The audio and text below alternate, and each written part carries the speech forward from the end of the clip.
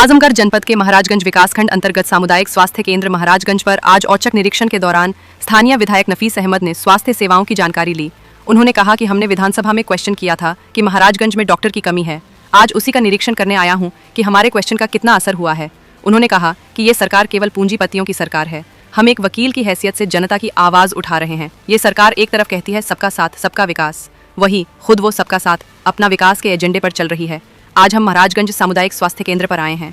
यहाँ पर थोड़ा सा साफ सफाई की कमी दिखी है, जिसको लेकर हमने डॉक्टर को साफ सफाई बेहतर रखने का दिशा निर्देश दिया है और यहाँ पर डॉक्टरों की कमी है। इसके संदर्भ में मैं एक बार फिर बात करूँगा।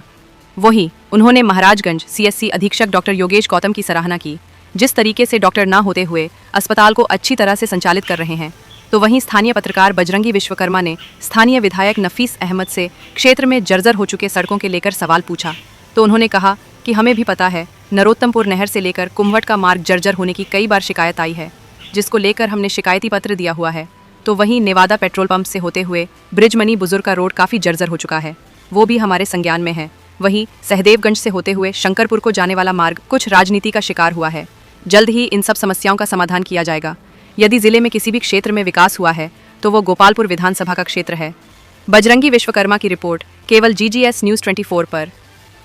निर्देश दिए हैं यहाँ पे। देखिए, ऐसा है कि विधानसभा के अंदर महाराजगंज, इधर दिवारा और आसपास के इलाकों में आम जनता ने मुझसे कई बार ये बताया कि वहाँ पर सुविधाएं नहीं, डॉक्टर्स की कमी और तमाम सारी दिक्कतें बताई। तो इसी सिलसिले में मैं आया था और मैंने यहाँ देखा और अधीक्षक से भी बात किया, तो उन्होंने भी बताया कि यहाँ पर डॉक्टरों की कमी है और स्टाफ की कमी है, एक्सरे टेक्नीशियन है, सारी चीज़ें हैं, लेकिन एक्सरे मशीन नहीं है और तमाम ऐसी दिक्कतें हैं जिससे इस इलाके के लोगों को जो सही इलाज मिलना चाहिए वो मिल नहीं पा रहा है। ख़ास तौर से बारिश का सीज़न है और आने वाले वक्त में अगल बगल के इलाकों में बाढ़ की बहुत बड़ी समस्या रहती है और बाढ़ में आप जानते हैं कि जहरीले जानवर काटने पे लोग परेशान रहते हैं, मौतें हो जाती हैं। तो इन सारी चीज़ों को लेकर सरकार को चाहिए कि ये सारी चीज़ें जल्द से जल्द यहाँ मुहैया करा के इसको सही करें, क्योंकि ये बड़ा सेंटर है और लोग बड़ी उम्मीद से आते हैं और सरकार ये कहती है सदन के अंदर भी और अपने भाषणों में भी मंत्री उप मुख्यमंत्री जी कहते हैं कि हमने स्वास्थ्य सेवाओं को बहुत बेहतर कर दिया।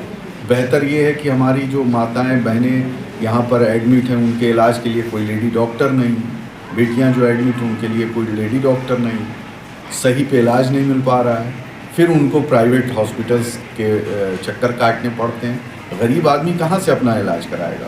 तो इन सारी चीज़ों को लेके देखा, आने वाले समय में विधानसभा सत्र चलेगा, उसमें भी बात रखी जाएगी और अभी मैं लखनऊ जाऊंगा और मैं प्रमुख सचिव से भी मिलकर इन सारी बातों को रखूंगा कि इसको जो सुविधाएं नहीं हैं उनको मुहैया कराया जाए और हमारे यहाँ डॉक्टर दिया जाए। इसलिए ध्यान दिया जाए कि ये बाढ़ग्रस्त इलाके में ये CSC बाढ़ से लोगों में बहुत चिंता रहती है और उस चीज़ को ध्यान में रखते हुए पिछले इलाके में ये सुविधाएं उपलब्ध करानी चाहिए।